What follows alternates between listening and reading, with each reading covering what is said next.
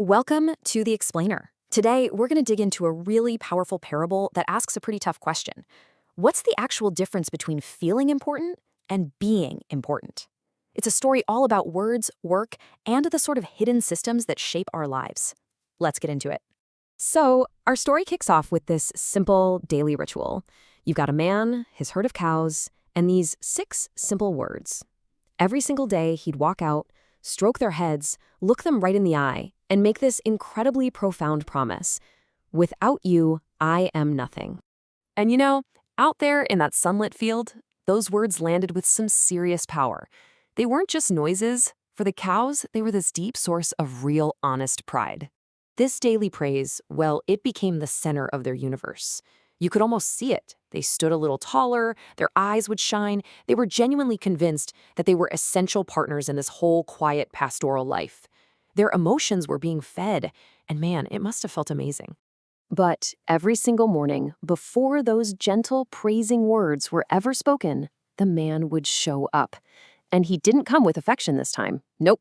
He came with an empty bucket and a very clear purpose. That milk, it completely transformed the man's life. He sold it, and with that money, he built himself a better house, he bought a vehicle, his kids grew strong and healthy. Their labor was securing his future. But for the cows, all that praise didn't change their reality one bit. In the shed, you'd see a weak little calf struggling to get milk from its mother, who, having been milked dry, had almost nothing left to give. Words, it turns out, can't fill an empty belly. And right here, this is where you see the 2 futures being built from the exact same work. It's so clear. On the left, the man's path is all about progress, security, growth. But on the right, the cow's path, it's just a circle. The same field, the same rope, and the very same outcome day after day.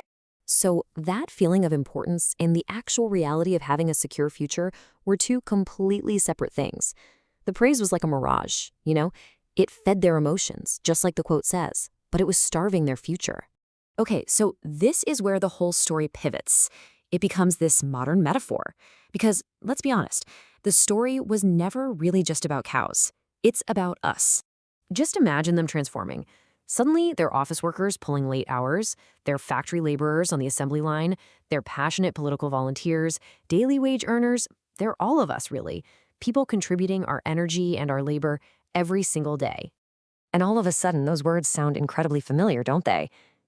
Now they're coming from a manager in a big boardroom, or a political leader up at a rally, or a factory owner talking to the staff.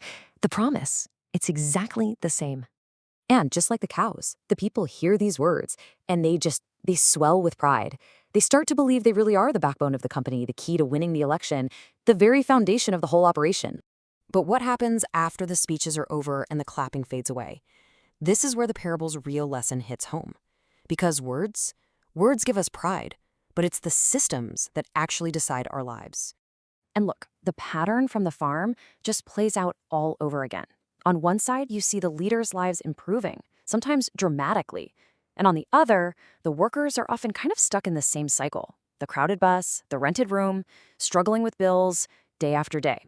This condition, it actually has a name: pride without power. And that's really the core idea of this whole parable, that really dangerous state of feeling essential but having zero real control over your own destiny. So, okay, if words can be a distraction, then we have to start looking past them. We have to look at the structure underneath it all and start asking some way better questions.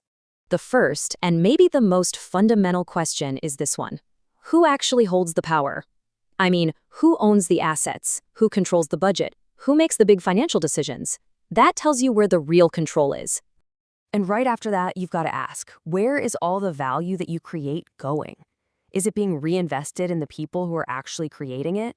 Or is it just accumulating way up at the top, making that gap we just saw even wider? Now this one gets right to the heart of it. Where is your loyalty actually going?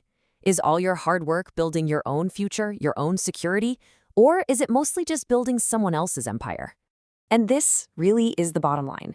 See, a stakeholder is a partner. They share in the risks, but they also share in the rewards. A resource, on the other hand, is something that's used to get to an end. That distinction, it's absolutely critical.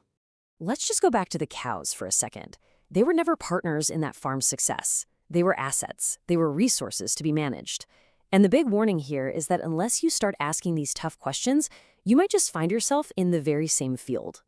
This last quote just perfectly nails the moral of the story. Being told you're valuable means absolutely nothing if you don't have a tangible stake in the outcome, a piece of the equity you help create.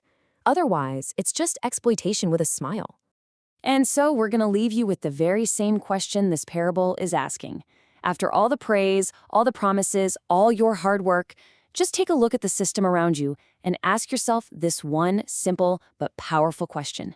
Has my life really changed? It's definitely a question worth thinking about.